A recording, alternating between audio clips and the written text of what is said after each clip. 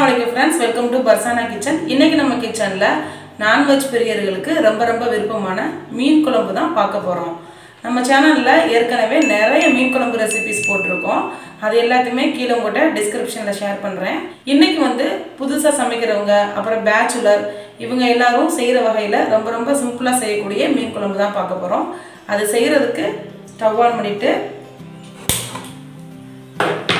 ஒரு கடாயை அடுப்புல வச்சுக்கோங்க. கடாய் சூடானதும் இதுல வந்து எண்ணெய் சேர்த்துடலாம். நான் வந்து நல்லெண்ணெய் எடுத்துர்க்கேன். பொதுவாவே மீன் குழம்பு செய்யிறதுக்கு நல்லெண்ணெய் சேர்த்தாதான் அதோட டேஸ்ட் இன்னும் நல்லா வரும். நான் வந்து 3 டேபிள் ஸ்பூன் எண்ணெய் சேர்த்துக்கற போறேன்.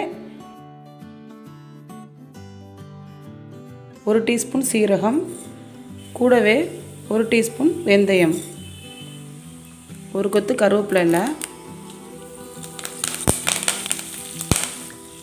சேர்த்துட்டு இதை ஒரு வாட்டி வதக்கிடலாம். இந்த மாதிரி வதங்கினதும் இதில் 4-5 பூண்டு பல் பூண்டை சேர்த்துட்டு இதையும் ஒரு வாட்டி கலந்துக்கோங்க.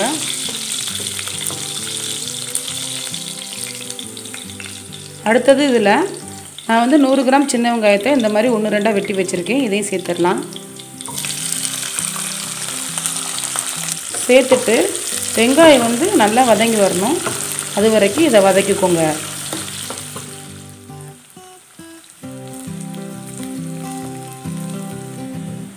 வெங்காயம் இந்த அளவுக்கு வதங்கி வந்ததுக்கு அப்புறம் இதுல வந்து நம்ம ஒரு மசாலா பேஸ்ட் சேர்க்கணும். அந்த மசாலா பேஸ்ட் தான் இந்த மீன் குழம்புக்கு வந்து ரொம்ப டேஸ்ட் கொடுக்கக்கூடியது. அதே மாதிரி இது ரொம்ப சிம்பிளாகவும் செஞ்சிடலாம். அதுக்கு ஒரு மிக்ஸி ஜாரில் 4 மீடியம் சைஸ் தக்காளியை இந்த மாதிரி 1-2 வெட்டி வச்சிருக்கேன். 4-5 பூண்டு பல், கூடவே 2 டீஸ்பூன் காஷ்மீரி சில்லி மிளகாய்த்தூள். இது வந்து குழம்புக்கு நல்ல கலர் கொடுக்கும். 2 டேபிள் ஸ்பூன் மல்லித்தூள், கூடவே 2 டீஸ்பூன் குழம்புத்தூள் சேர்த்துட்டு இதை அரைக்கிற அளவுக்கு 1/2 கப் தண்ணி சேர்த்துக்கோங்க. இதை வந்து மூடி வச்சு நல்லா மையா அரைச்சுக்கோங்க. பாருங்க, இந்த மாதிரி மசாலா வரைச்சு பாருங்க எவ்வளவு நல்லா கலர்ஃபுல்லா தயாரா இருக்குன்னு. அடுத்தது இதுல சேர்த்துடலாம்.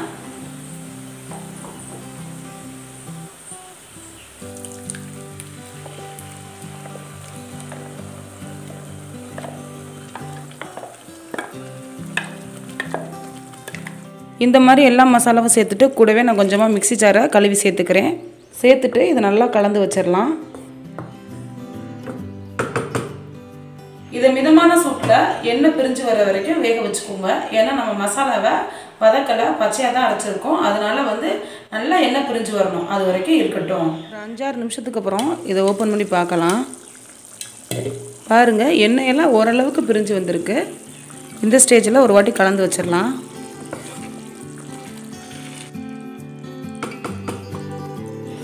இப்போவே மசாலாவோட வாசனை ரொம்ப நல்லா வந்திருக்கு. அடுத்தது நம்ம வந்து புளி தண்ணி சேர்க்கணும். அதுக்கு நான் ஒரு எலுமிச்சம்பழம் சைஸ் புளியை வந்து 20 நிமிஷத்துக்கு முன்னாடி தண்ணியில் ஊற வச்சு அதோட ஜூஸ் எடுத்து வச்சுருக்கேன். அப்புறம் இன்னொரு முக்கியமான விஷயம், மீன் குழம்பு செய்கிறதுக்கு எப்பயுமே தக்காளி வந்து கொஞ்சம் அதிகமாக சேர்த்துக்கோங்க. அதாவது 4-5 தக்காளி வந்து சரியாக இருக்கும். கொஞ்சம் புளியை வந்து கம்மி பண்ணி சேர்த்துக்கோங்க. ஏன்னா தக்காளி அதிகமாக சேர்த்தா தான் மீன் குழம்போட டேஸ்ட்டு இன்னும் நல்லா வரும். இப்போ புளித்தண்ணி உங்களுக்கு சேர்த்துடலாம். புளித்தண்ணி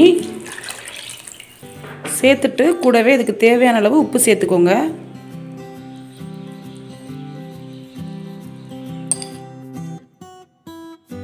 இந்த அளவுக்கு கலந்ததுக்கப்புறம் இது மறுபடியும் மூடி வச்சு வேக வைக்கணும். கிட்டத்தட்ட மிதமான சூட்டில் ஒரு 5-6 நிமிஷம் வரைக்கும் ஆகும். அது வரைக்கும் இருக்கட்டும். ஒரு 6-7 நிமிஷத்துக்கு அப்புறம் பார்க்கலாம். பாருங்கள், இதிலேருந்து எண்ணெயெல்லாம் நல்லாவே பிரிஞ்சு வந்திருக்குல்ல. அதே மாதிரி நீங்கள் இதில் விருப்பப்பட்டால் 1/2 கப் அளவுக்கு நல்லா கெட்டியான தேங்காய் பால் சேர்த்துக்கோங்க. நான் வந்து ரொம்ப சிம்பிளாக செய்கிறதுனால தேங்காய் எதுவும் சேர்க்கலை. இந்த அளவுக்கு குழம்பு நல்லா திக்காக கிரேவி ஆனதுக்கப்புறம் இதில் வந்து மீன் துண்டுகள் சேர்க்கணும். அதுக்கு நான் 3/4 கிலோ விலமீனை வந்து க்ளீன் பண்ணி வச்சுருக்கேன். இந்த மீன் கிடையாது, நீங்கள் எந்த மீனாக இருந்தாலும் இதே மெத்தடை ஃபாலோ பண்ணிக்கோங்க. இது வந்து பெரிய சைஸ் மீனுங்கிறதுனால எனக்கு 4 மீன் துண்டுகள் வந்துச்சு.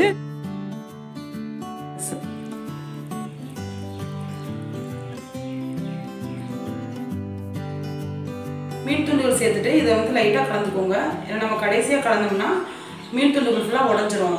இதை மறுபடியும் மூடி வச்சு ஒரு 2-3 நிமிஷம் வரைக்கும் இருந்தால் போதும். ரொம்ப நேரம் இருக்குன்னு அவசியம் இல்லை. மூடி வச்சிடலாம். அதே மாதிரி நான் மீன் குழம்பு ரொம்ப திக்காக பண்ணுறதுனால இதில் தண்ணி எதுவும் எக்ஸ்ட்ரா சேர்க்கலை. ஏன்னா நம்ம புளி தண்ணி அப்புறம் மிக்ஸி ஜாரை வேறு கழுவி சேர்த்துருக்கோம். ஒருவேளை நீங்கள் ரொம்ப குழம்பு வைக்கணும்னு நினச்சிங்கன்னா தேவைப்பட்டால் 1 கப் அளவுக்கு தண்ணி சேர்த்துக்கோங்க. 2-3 நிமிஷத்துக்கு அப்புறம் ஓப்பன் பண்ணி பார்க்கலாம். அடடட நல்லா கமகபன்னு இருக்குது பாருங்கள், எவ்வளோ நல்லா எண்ணெயெல்லாம் பிரிஞ்சு வந்திருக்குன்னு. இதில் வாசனைக்காக கொஞ்சமாக கொத்தமல்லி இலை தூவிட்டு ஸ்டவ்வை வந்து ஆஃப் பண்ணிடலாம். எவ்வளோ நல்லா சூப்பராக உடையாமல் வந்திருக்குன்னு பாருங்கள்.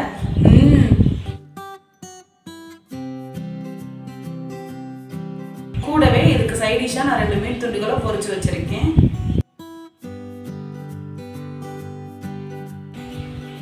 இதை அப்படியே எடுத்து அப்படியே வாயில் வச்சிட வேண்டியதுதான்.